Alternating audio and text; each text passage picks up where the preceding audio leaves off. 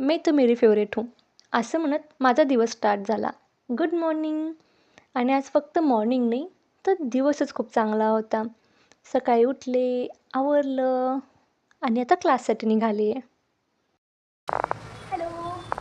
Literally मी इतकी खुश आहे कारण काल जो मला त्रास झाला होता त्यानंतर मी आज घरातून 10:30-11 बाहेर पडले आणि मी क्लासमध्ये चक्क 11:45च्या आत पोहोचले. लिटरली एका तासामध्ये मी पोहोचली आहे. कारण मला 2.5 तास लागले ह्याच क्लासमध्ये पोहोचायला, बसेस वडा ह्या गोंधळामध्ये. आणि आज लिटरली मी एका तासात पोहोचले. खूप खुश आहे मी, खूपच जास्त. मेरा तो दिन बन गया भाई, दिन बन गया मेरा तो. हां, डॅम हॅपी. मी स्टोरी नाही काढली लिटरली, इतकी खुश आहे मी. हां, हॅपी. क्लासमधून आले आणि आल्यानंतर मग आम्हाला बाहेर जायचं होतं कारण की ॲनिव्हर्सरी सेलिब्रेशन होतं माझ्या मामा मामीचं. मग आम्ही बाहेर गेलो, तिथं सगळे भेटले रिलेटिव्ज आणि सगळ्यात महत्त्वाचं माझ्या बहिणी लोकं.